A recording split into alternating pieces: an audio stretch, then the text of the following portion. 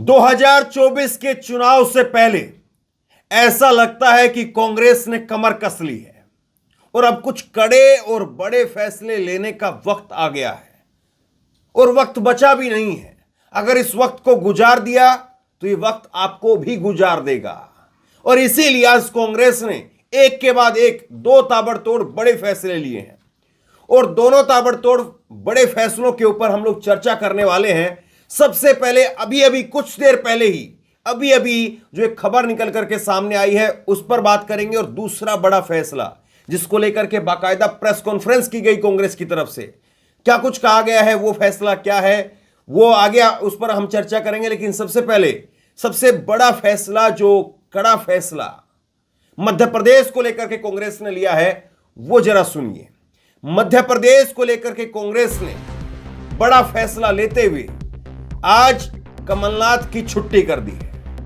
अध्यक्ष पद से कमलनाथ की छुट्टी कर दी है। जीतू पटवारी कांग्रेस के नए अध्यक्ष बनाए गए हैं। कांग्रेस की तरफ से ये इस बात का आधिकारिक तौर पर ऐलान कर दिया गया है, जीतू पटवारी को कांग्रेस का नया अध्यक्ष नियुक्त किया गया है।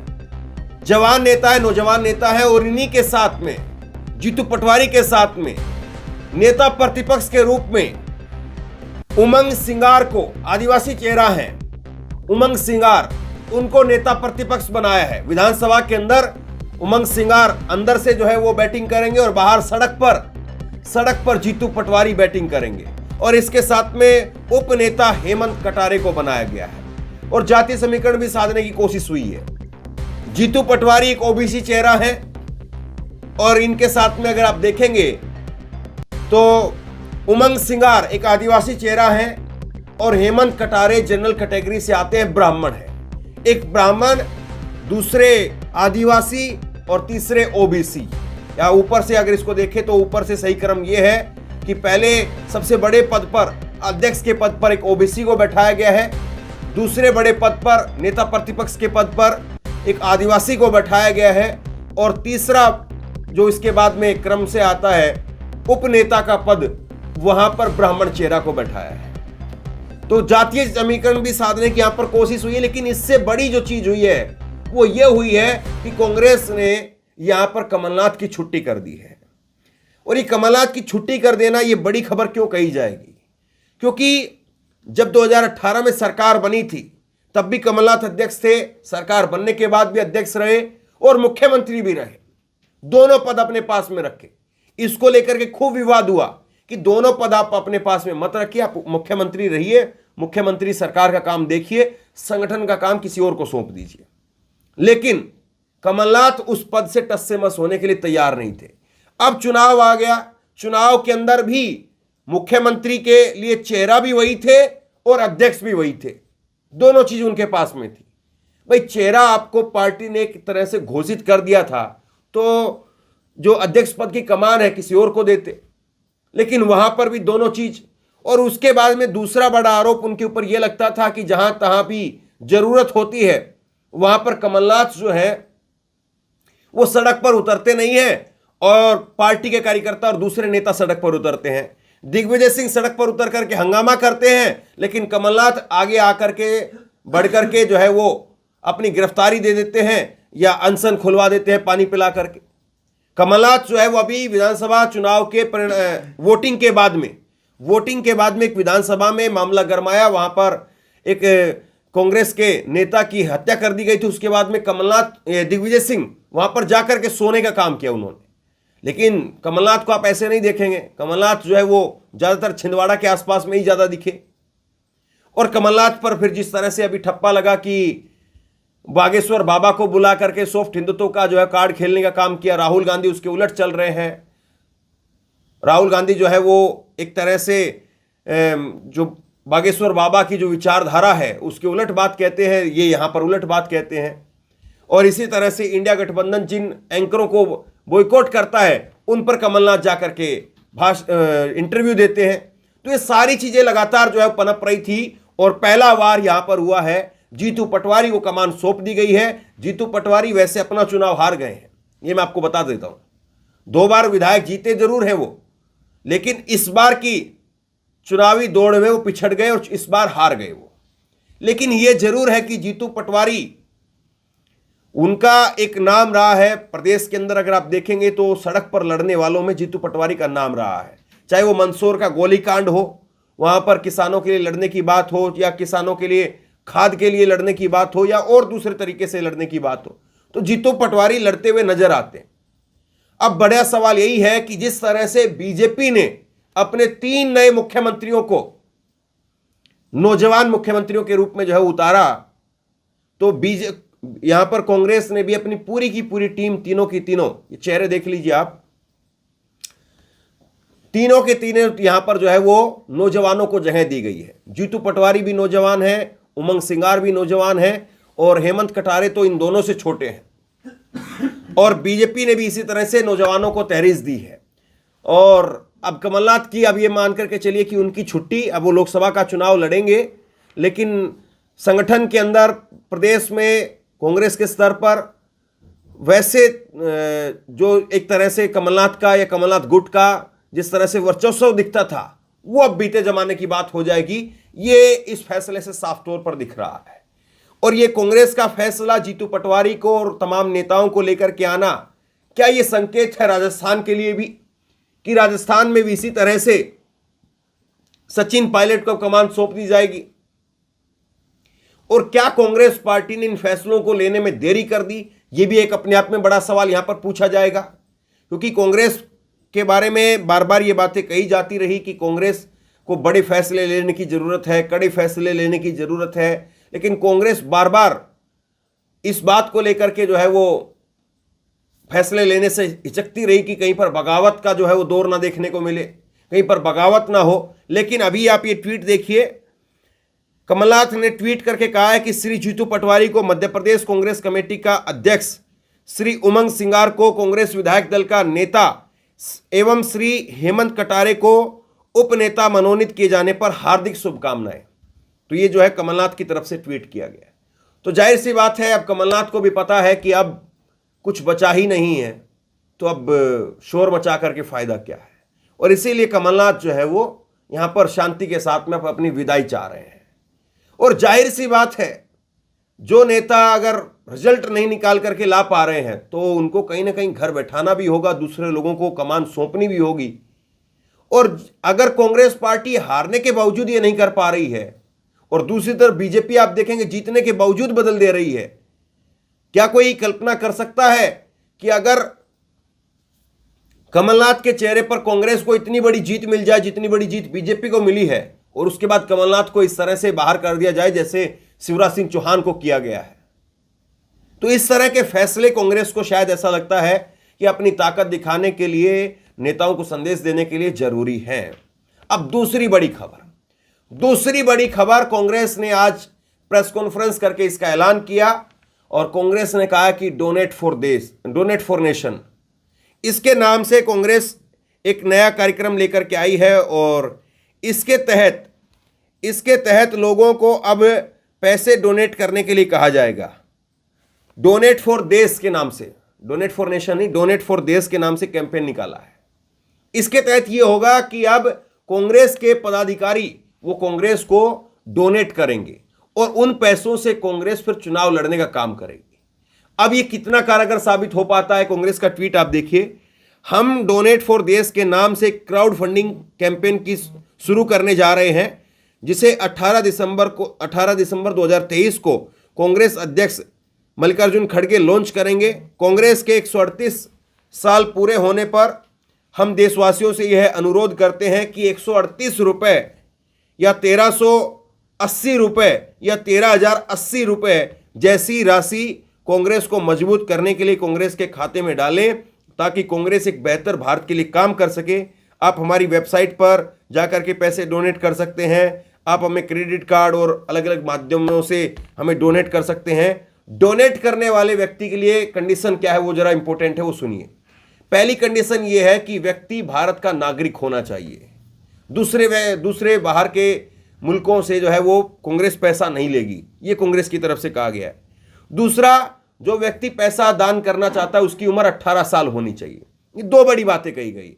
देखिए, एक आज के दौर में जब चुनाव लड़ना है तो केवल जो है वो टीवी पर भाषण से या रैलियों से नहीं, बल्कि कार्यकर्ता को नीचे तक सामग्री पहुंचानी पड़ेगी, संसाधन देने पड़ेंगे, कार्यकर्ता को मजबूत करना पड़ेगा। और वो तभी हो सकता है जब आप पैसा निकालेंगे, पैसा लोगों के पास में बांटेंगे, पहुंचाएंगे। क्योंकि कार्यकर्ता के पास में संसाधन नहीं है, कार्यकर्ता के पास में अगर चीजें नहीं पहुंच रही हैं तो वो कैसे आपको चुनाव लड़वाएगा? क्योंकि चुनाव आपको टीवी, रैली, ये केवल नहीं चुनाव लड़वाते हैं, चुनाव आपको कार्यकर्ता लड़वाते हैं। और जब तक कार्यकर्ता तक पैसा नहीं पहुंचेगा तब तक बात नहीं बनेगी। और दूसरी, इस कांग्रेस के इस प्रोग्राम में दो अहम बातें जो देखनी होंगी। पहली बात तो यह है कि क्या जो पैसा इकट्ठा होगा, आज पहले दिन भी, हालांकि इसकी आधिकारिक शुरुआत बताया जा रहा है कि 18 तारीख को होगा, लेकिन कांग्रेस ने जब ये जारी किया तो बताया जा रहा है कि करीब करीब जो है 15 लाख के आसपास पैसा जो है वो आज पहले ही दिन आ गया है। तो ऐसा नहीं कि कांग्रेस को अभी लोग पैसा नहीं देंगे या कांग्रेस के लिए पैसा नहीं आएगा, कांग्रेस के लिए भी अच्छा खासा डोनेशन जो है होगा। और 15 लाख पहले ही दिन आ गया है, तो मान करके चलिए कि जब अप्रैल मई में चुनाव होंगे तो उस वक्त तक करीब करीब कांग्रेस जो है 50-60 करोड़ या 100 करोड़ के आसपास तक पैसा जो है वो इकट्ठा हो सकता है कि करे। लेकिन जो पैसा इकट्ठा होगा, क्या वो धन्ना सेठ जो नेता है वो अपने ही उसके ऊपर चौकड़ी मार करके बैठ जाएंगे? बड़े बड़े नेता, बड़े बड़े महासचिव और तरह तरह के जो पद अलग अलग नेताओं के पास में हैं, क्या वही उस पैसे पर चौकड़ी मार करके बैठ जाएंगे या वो पैसा पार्टी के काम में लगाया भी जाएगा? अपने आप में एक बड़ा सवाल ये भी है।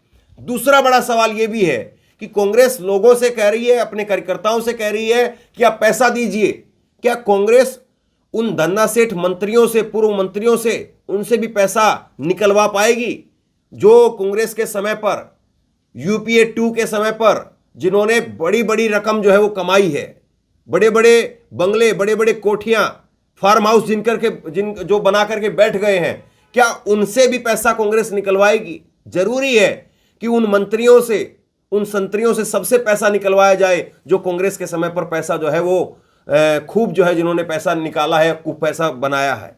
क्योंकि आप लोगों से पैसा मांगे वो तो एक सही बात है कि ठीक है कि आपको लगता है कि आपके पास में पैसा नहीं तो क्राउड फंडिंग के जरिए पैसा इकट्ठा करें, लेकिन आपको अपने नेताओं से भी पैसा निकलवाना पड़ेगा। क्योंकि कांग्रेस के अंदर यह कहा जाता है कि कांग्रेस के यूपीए 2 के समय पर जिसका जितना हाथ लगा उसने उतना जो है वो हाथ साफ किया। क्योंकि कांग्रेस के नेताओं के बारे में कहा जाता है कि उनको एक आभास सा हो गया था कि अब तो सरकार जा रही है, तो इसलिए जितना जो कुछ खींच सकते हो वो खींच लो। और बीजेपी के बारे में यह कहा जाता है कि बीजेपी भी खूब पैसा खींचती है, लेकिन बीजेपी के अंदर जो पैसा खींचा जाता है वो पैसा पूरा का पूरा जो है केंद्रीय नेतृत्व के पास में चला जाता है। कांग्रेस के बारे में यह कहा जाता है कि कांग्रेस भी पैसा खींचती है, लेकिन कांग्रेस का पैसा मंत्री संतरियों में अटक करके रह जाता है, ऊपर पार्टी लेवल पर पार्टी फंडिंग में नहीं जा पाता। तो ये दोनों बड़ी बात है। और आज कांग्रेस के नेता इसको लेकर के सामने आए और केसी वेणुगोपाल ने और अजय माकन ने इसको लेकर के बाकायदा प्रेस कॉन्फ्रेंस की है। अब जरा आप सुनिए विस्तार से कि अजय माकन समझा रहे हैं, बता रहे हैं कि कैसे क्या पैसे जो है वो दिए जा सकते हैं। लेकिन मेरे इन दोनों सवालों पर आप विचार जरूर कीजिएगा। प्रेजेंटेशन है, ये है डोनेट फॉर देश, जिस कैंपेन के लिए अभी वेणुगोपाल जी ने बताया। Congress party online crowd funding donate for देश के नाम से हम लोग लॉन्च कर रहे हैं, जिसमें सबसे पहले हमारे कांग्रेस अध्यक्ष मल्लिकार्जुन खड़गे जी मंडे को 18 तारीख को इसको लॉन्च करेंगे। और ये सीरीज ऑफ कैंपेन्स हैं। डोनेट फॉर देश एक अम्ब्रेला है जिसके अधीन सीरीज ऑफ कैंपेन्स होंगे।